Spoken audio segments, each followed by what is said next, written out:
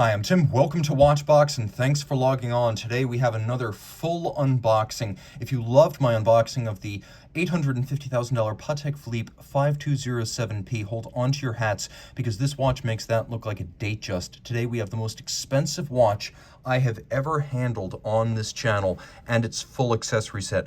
This is the Patek Philippe 5002P Sky Moon Tourbillon. So the watch was launched in 2001 and it was at the time Patek's most expensive and complex wristwatch, as well as the first double-sided. You can see it comes in a box that is absolutely enormous, voluminous. Here it is. Here's the side profile of the box. You can see how big this thing is. It's an absolute mass of high class. There's a wonderful linen-like texture on the brown box, and then we have this gilded or gold embossed Patek Philippe logo, marquee, and city of origin externally. So now you've got a sense of the outer box. Let's take a look at the inner box.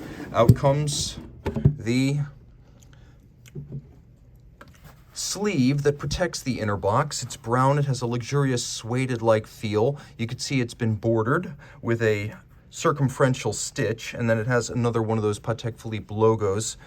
Opening everything up, we begin to see a box of extraordinary beauty. Let's pull this thing out because it's anything but a boring box. Now, the first point I want to emphasize is that this watch right here comes in a box that is itself a work of art. Taking a look externally, the quarters of the box top are actually a sort of marquetry where the grain has been oriented diagonally and crosswise, and each one of these is a quarter of the box top. It's a separate cut and it's been seamlessly integrated. I can't feel the seam even though I can see it.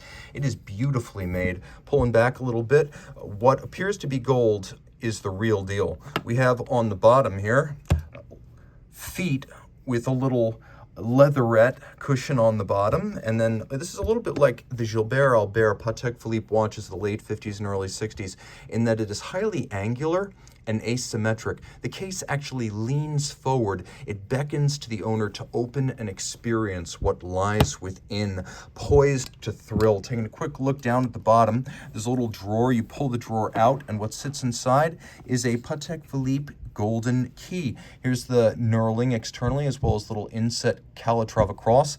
There is a second hole for a second tool. That'll come in a little bit later. So we're going to put this into the keyhole, turn it,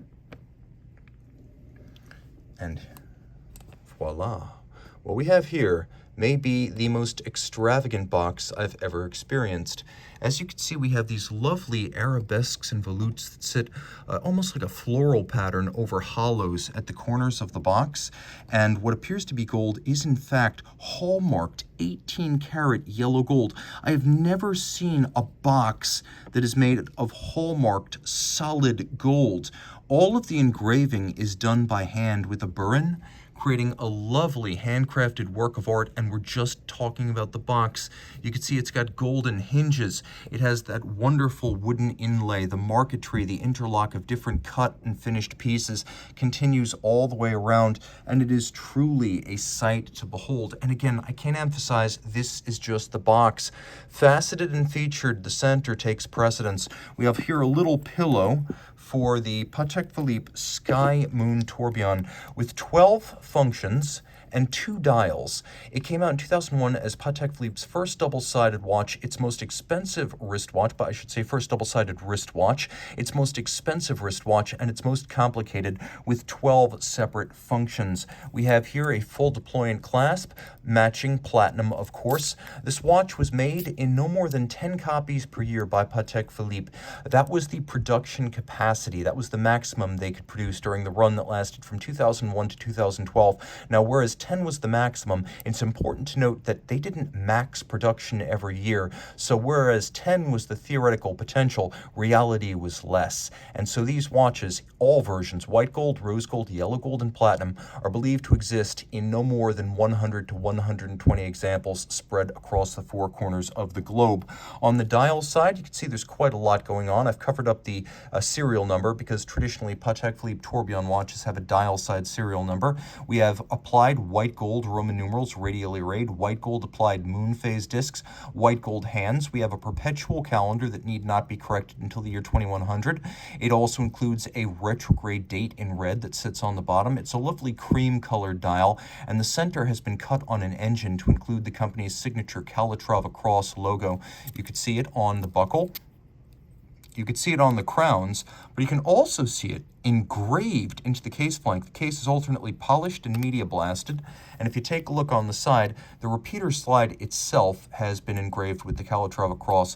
The lugs are massive, being welded on and then fixed to the strap using screws and bars like some great combat watch, so those straps will never come undone. On the reverse side, we have a sky chart. Actually, we have a couple of different things.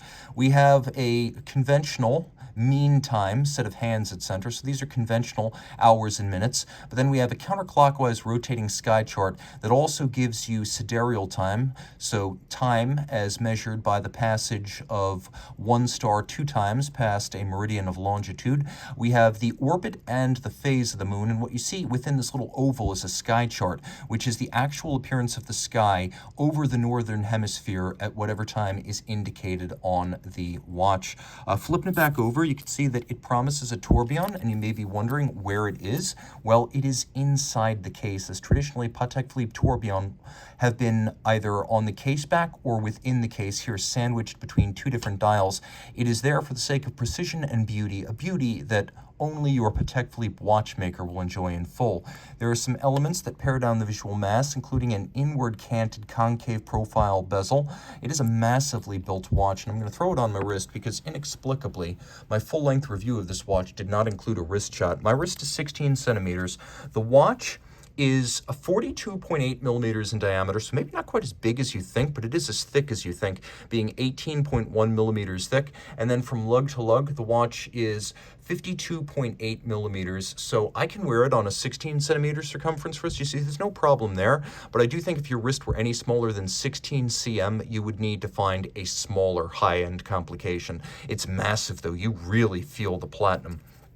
Now, taking a quick look at how everything works, we're going to operate the minute repeater, which, by the way, is a cathedral gong minute repeater. So the crown down at 4 o'clock allows you to set the time, and the cathedral gong minute repeater means you have hanging gongs that are not rigidly fixed to the case, and the gongs encircle the movement 1.5 times rather than only once. As a result, it has a richer sound.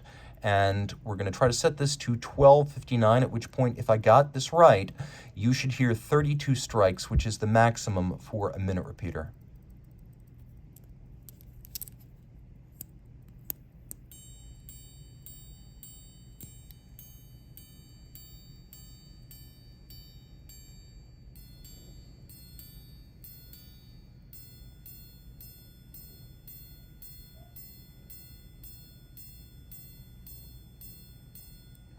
Boom, just like that. Truly impressive. And now we have a separate crown up at the 2 o'clock station on the dial. It, when pulled, allows you to set the time on the reverse. So you can see that the sky disc rotates counterclockwise even as the skeletonized leaf hands, varnished in white, rotate clockwise. Now turn it in the opposite direction and you are able to adjust the orbit and the phase of the moon. And you can see there's a little index to help you adjust properly. And the way you adjust the sky chart is you start by aligning this little index, this little triangular index with south on the sky chart. So that is how you start the adjustment of the sky chart. The movement has 686 pieces. It is manually wound, and it has a 48-hour power reserve, which all things considered seems pretty good for a watch this complicated. And again, these days, these go between $3 and $4 million. So this is the most expensive, or at least most valuable, wristwatch I have ever shared on this channel. But we're not done. Not by a long shot. This watch is so expensive, it includes not one, but two boxed sets. There is a folio that comes with the watch that contains an extravagantly oversized user's guide. So open up this linen-like brown top, and internally you can see what I promised a little bit earlier, which is that second tool that fits in the drawer of the chest. This is a pusher adjuster for adjusting the calendar indications of the watch, and then you've got a little hang tag. At one point, this watch went out and it received factory service, and so it came back with a little service received tag. The folio is made of leather internally, a wonderful seamless. You can see we have the calatrava cross, we have it again, and we're going to lift this out and take a look at what lies within, because it is truly a piece of theater. Pop it open, and it has few but fantastic pages. There's an enormous beauty shot of the watch in its original 2001 form.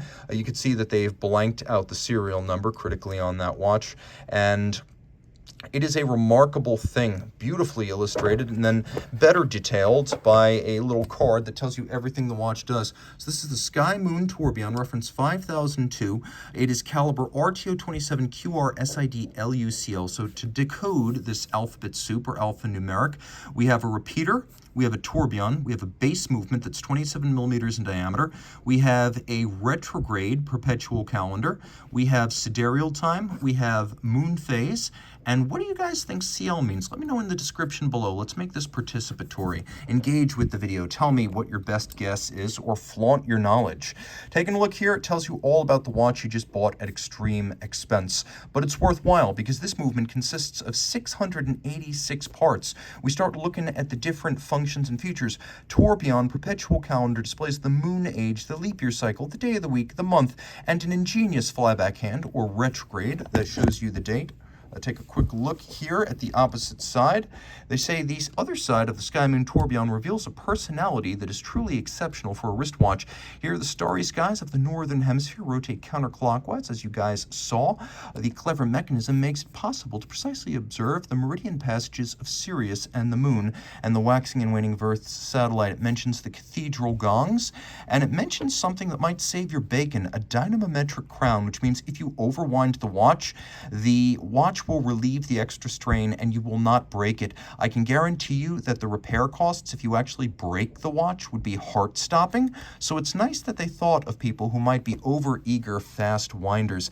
I'm going to let you in on a secret. Am I serious? You better believe I am. If you own a 5002 or a 6002, you go to Patek's website, you enter the password SIRIUS, it will give you everything you need to know in interactive animated form to set all of the calendar features as well as the celestial complications of this watch. And I guarantee you it's better than any hard copy that Patek supplies. That said, Patek still supplies hard copy, as we have no shortage of in-depth explanations for how to actually operate all of this splendor. So all of this right here is available to those who prefer the printed word. Our own Jack Forster would probably love this right here. And so all the adjustments, including the sky chart and the sidereal functions, they can be explained on paper and corrected using the adjuster manually. Operating the minute repeater, well, there it tells you a little bit about how you read a repeater. You get 12 low-pitched strikes for 12 hours, 3 high-pitched double strikes. A double strike here means a quarter after the hour, and then 14 high strikes. So 32 strikes means 12 hours, 3 quarters plus 14 minutes, 12:59. And then it also mentions, do not attempt to set the watch while the repeater is operating, and do not attempt to pull the slide while the watch is still chiming. So wait at least 20 seconds. Heck, wait 30 just to be sure, please. Okay, making sense of what you've bought. All of this could be yours for $3 large. Many different functions, many different indications, 2 dials, although I will be clear, it is not a reversible watch like the 6300 or the 5175, the Grandmaster chime. This is not a reversible watch that you can wear upside down. Here we have a few more details, such as the jewel count of the movement, a little bit of a description of the case, the strap, the dial, and then there's a lot of identifiable information that I had to cover up. This is the certificate of origin. Without this, the watch is worth hundreds of thousands of dollars left. This is the reproducible birth certificate of your watch. And by the way, guys, that signature is in the original ink. That is not a reproduction. And for $3 million, you deserve no less. You've long heard the rumors that the Sterns personally inspect every chiming watch before it's delivered. Well, now you know, at the very least, this watch, this book, and that person all together at the same time. Sometimes legends are real. Reach out to Team Mosso at thewatchbox.com for purchase and pricing details.